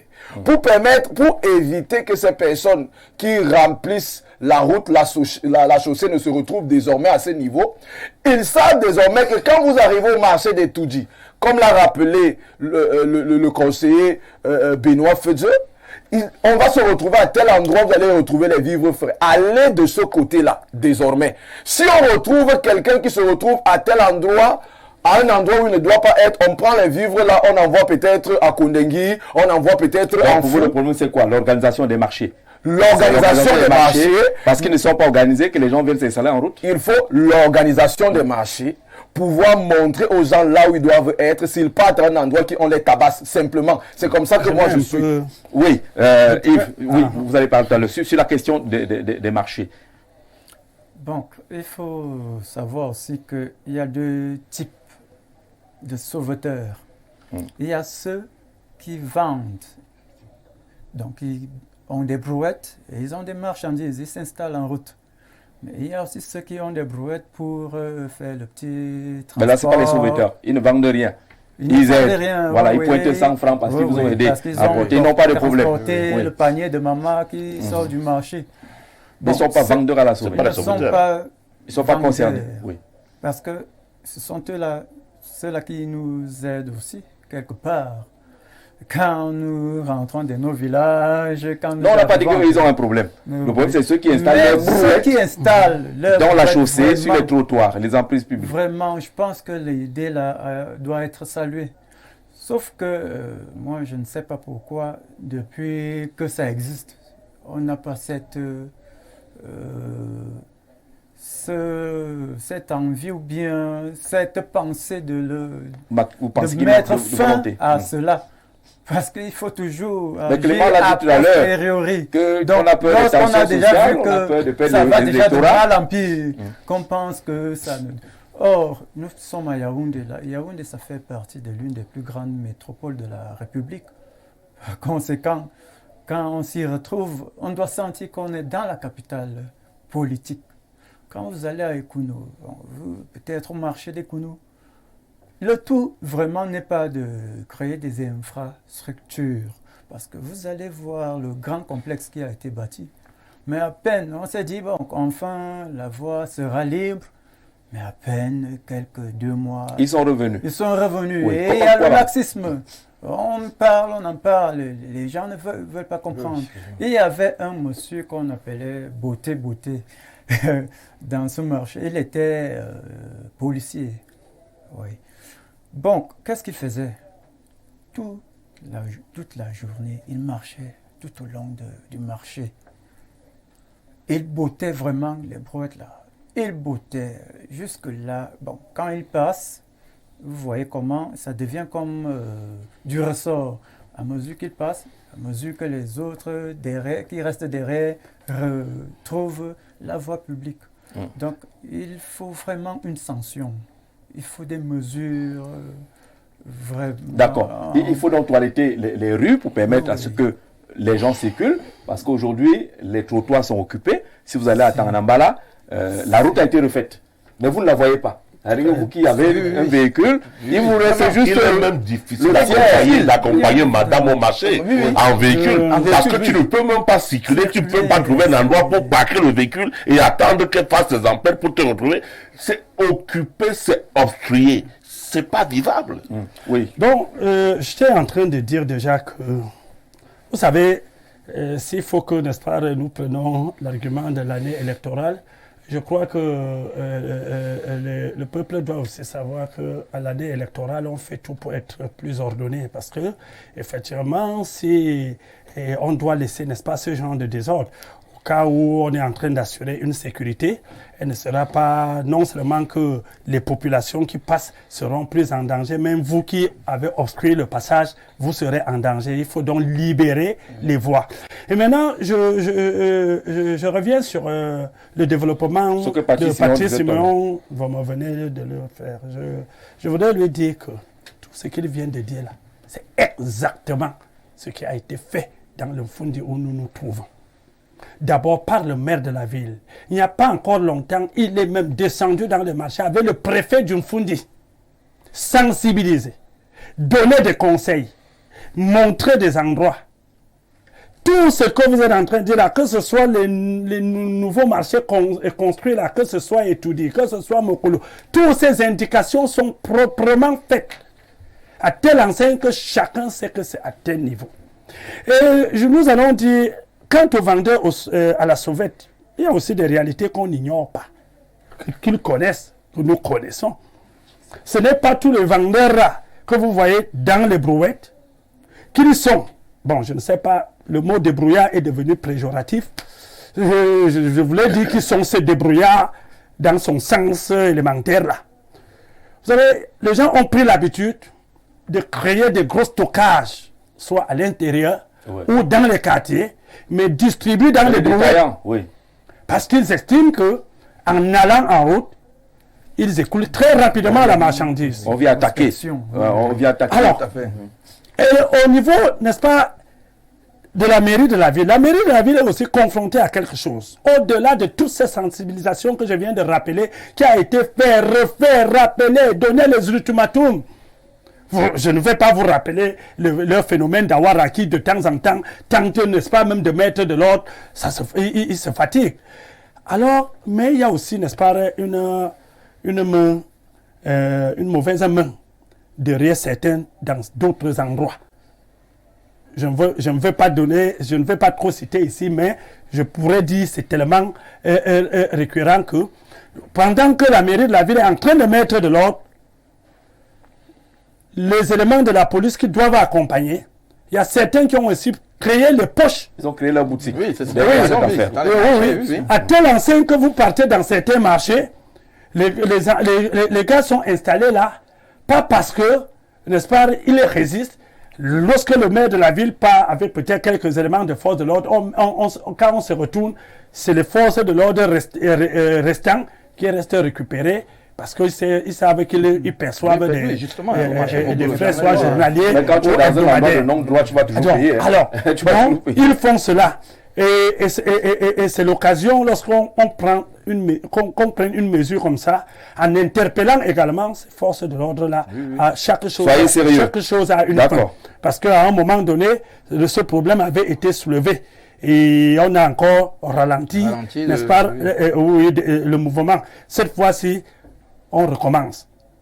Alors, la question est celle de rendre les routes, de les libérer, parce que ceux qui disent qu'ils se débrouillent oublient souvent qu'en vous débrouillant, vous bloquez la circulation. Vous bloquez un commerçant qui, lui, a régulièrement payé sa boutique.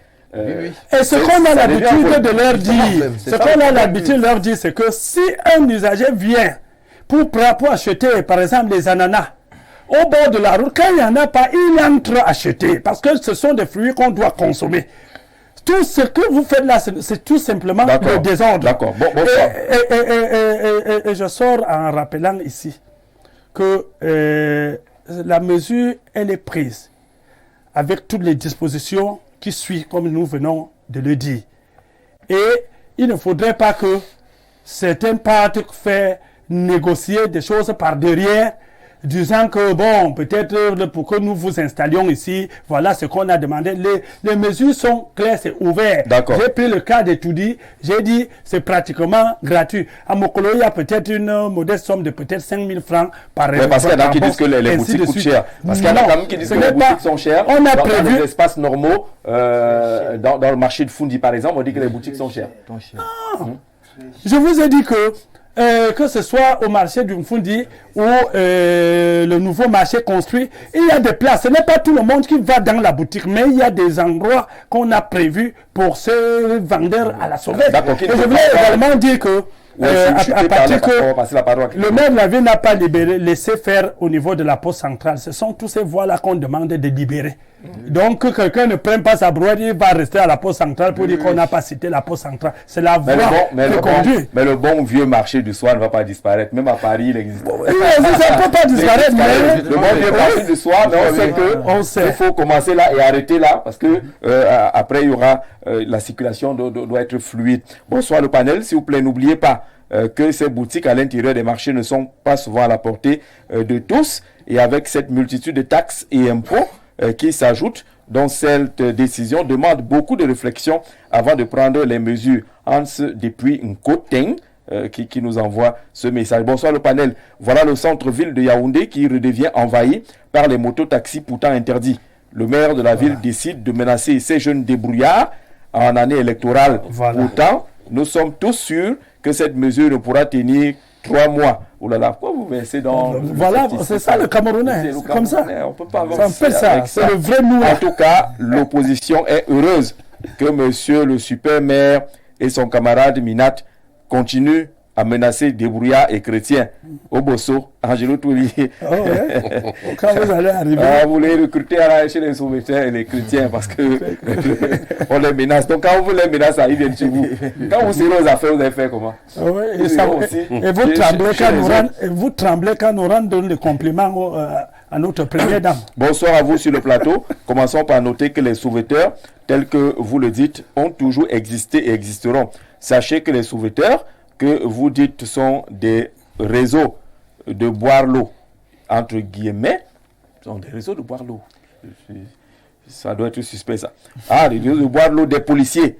C'est ce qui sont sur place. Moi, en tant que sauveteur, si je vous explique ce que nous vivons au marché Ndokpasi à Douala, vous ne croirez pas. Mais il faut dénoncer lorsque ça ne va pas. Il faut dénoncer. Je pense qu'au lieu de vous étonner que les sauveteurs sont sur les voies publiques, créer des emplois pour les jeunes. Vous avez les vestes, c'est facile. Enfin, on doit d'abord enlever les vestes. On va faire l'émission. C'est facile. Vous, avec les vestes, c'est facile de tirer sur les sauveteurs et chômeurs. Mais il faut qu'on soit quand même clair. Il y a des pouces, des portes tout là dehors. Ça a la capacité d'une quincaillerie. Tout à fait. Avec ce monsieur ne paie aucune taxe quelque part. Je venais vous demander comment il fonctionne. Mais il n'est pas pauvre. Oui, ce monsieur, oui. Mais en réalité, Jean-Jacques, je vous dis, ces gens-là, ces jeunes hommes-là qui ont des pousses en bordure des routes quincailleries, là, ils sont financés par des grandes quincailleries. Oui. Ils ne fonctionnent pas seuls. Vous direz là, peut-être là, même au marché Mokolo, au marché central, vous avez besoin d'un costume. Le costume, dans la boutique de marché central, coûte peut-être 35 000. Le jeune homme, on ne sait pas quelle alchimie dans cette boutique-là. Il manœuvre avec ces gars. Le même costume-là, il pourra vous vendre ça. Ce sont les employés qui s'envoient là-dedans. À 30 000. Pourtant, la boutique où il a pris ce costume, il a cette chaussure, ou il y a peut-être ce marteau, coûte 1000 francs. Et lui, dehors, il vend à 800 francs. Il y a quand même une incompréhension. Non, c'est des techniques. Il y a quand même une incompréhension. Mais maintenant, il faut apprécier ce qui est bien. Si on prend le cas de Douala, il y a à moins 4-5 ans, quand il y a eu problème de moto-taxi, on a interdit les motos à Bonanjo, à Dedo. Aujourd'hui, à Bali. Aujourd'hui, circuler à Bonanjo, vraiment. Quand vous êtes à Bonanjo, c'est bien de circuler là-bas. Si également à Mokolo, quand vous pensez entre Madagascar et Messa, quand vous imaginez, parce que les gens ont mis des bouettes, des trucs, c'est embêtant. Il faut filer entre tout cela. Voilà. C'est compliqué. Alors ce désordre provient d'abord de nos autorités, car les marchés ne sont plus organisés et non plus de régisseurs. Exemple du marché de Vongbi, où la route se divise en deux. Non plus de régisseurs. L'affaire des régisseurs avait déjà fait un débat à Douala. Ça avait fait un débat au marché central, ainsi de suite. Patrice Siméon insistait sur l'organisation des marchés. Peut-être qu'il faut une typologie également des marchés. De savoir que si vous voulez des vivres, il faut aller à tel endroit et à tel autre endroit. Tout à fait. Dans Yaoundé, nous devons avoir des marchés spécifiquement réservés pour X choses. Ça permettra... C'est-à-dire que le poulet en Vogada doit être un marché. Ça signifie que si on dit marché du poulet, on se dirige en Vogada. Si on dit marché des vivres frais, on part à tel endroit. Si on veut la friperie, on part à Mokolo. Qu'on puisse définir les marchés de telle sorte qu'il y ait une cartographie assez facile, qui puisse permettre même à ceux qui se retrouvent hors du Cameroun, s'ils arrivent par exemple au Cameroun, on dit bon, si je veux avoir telle chose, je vais aller où? On dit va à Mokolo. C'est le lieu indiqué. Commençons d'abord à organiser, à structurer bien les choses. Et maintenant, quand on décide de les faire, on ne va pas faire les choses comme si on trichait. Mais on va faire des choses parce qu'on veut résoudre réellement un problème. Pourquoi? Parce que pendant l'année électorale, il y a quelque chose, les gens cherchent les électeurs. Nous avons eu une période ici, il y avait la CAN, le CHAN, des étrangers qui venaient. On a donné l'image aux étrangers qui sont venus que Yaoundé était une ville de désordre. Parce qu'on a vécu dans cette réalité. Et la question qu'on se pose actuellement, la question qu'on se pose actuellement est celle de savoir où est l'opportunité. C'est ça maintenant. Mais si on veut réellement résoudre le problème, alors nous allons devoir le résoudre en pensant efficacement. À ce moment-là, on a besoin de la sagesse. Qu'est-ce qu'on fait quand vous demandez où est l'opportunité? Qu'on ne puisse plus se déplacer à Yaoundé, vous ne voyez pas l'opportunité, que ce soit quand même un travail permanent. Parce que le temps que vous mettez, imaginez une marchandise qui doit être livrée, le type ne peut pas livrer sa marchandise, le manque à gagner est énorme parce qu'il fait 4 heures de temps en Vongbi, en train de vouloir circuler. Vous avez parfaitement raison sur le nettoyage. Mais voici également un élément important. Si on fait de la sensibilisation en appelant les populations en disant « vous devez libérer la route », il est important de maximiser dans la communication. Ça signifie quoi?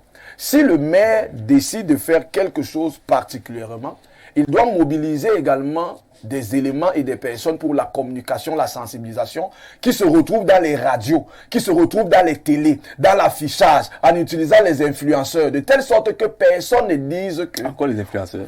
Que personne... Pourquoi? Parce qu'il y a des influenceurs, il y a des gens qui suivent, il y a des gens qui sont informés sur ces canaux-là.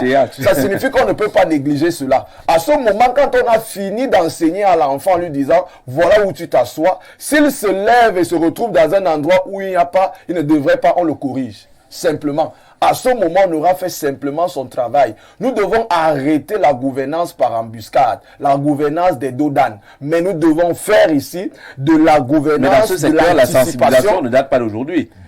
C'est vrai. C'est une sensibilisation permanente. C'est vrai, mais est-ce qu'on a communiqué dessus? Parce que communiquer dessus, monsieur Feuzeux, quand je dis communiquer dessus, ça signifie quoi? Nous sommes assis ici. Quand nous avons une canne, par exemple, nous mettons des moyens. Nous devons pouvoir mettre des moyens pour sensibiliser ces populations parce que ce sont des Camerounais qui vont se savoir, qui vont se dire qu'ils sont persécutés. Or, ils sont juste indisciplinés et désordonnés. Alors, il y a 6 jours encore, monsieur le maire, Patrice Siméon, vous voulez que vous maximisiez la communication. Descendez sur le terrain, utilisez les radios et les télés pour que les autres soient informés. Bonsoir à vous sur le plateau. Demandez au maire de prendre l'exemple du super maire de Garoua. Vous ne pouvez pas trouver ce genre de désordre à Garoua. Jonathan nous le dit, des Pungousso, peut-être que là-bas on a réussi à tordre le cou au désordre urbain, qui est un véritable casse-tête à Yaoundé ou à Douala. Il faut aussi penser à construire les vrais marchés modernes et non ces marchés où il pleut sur les commerçants et les marchés qui n'ont pas de bouche d'incendie. Mais les gens ont construit sur les bouches d'incendie. Mais au bord de la route, il pleut sur eux. Moi, je crois que... la pluie de bord de la route. Non, moi, je pense que la communication, comme dit Siméon, elle est à accentuer.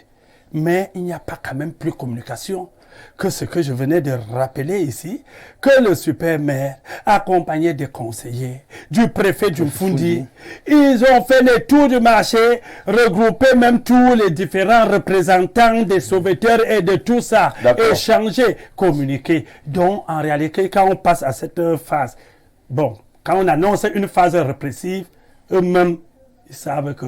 Alors, bonsoir, un salut spécial au maire de la ville de Garoua.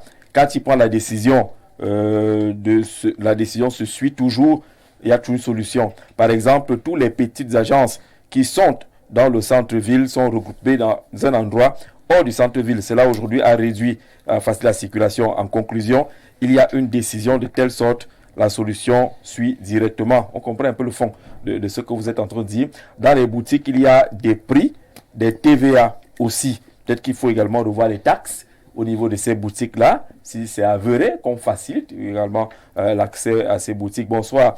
Pourquoi acquérir les boutiques qui coûtent en plus cher? Parce que c'est le marché.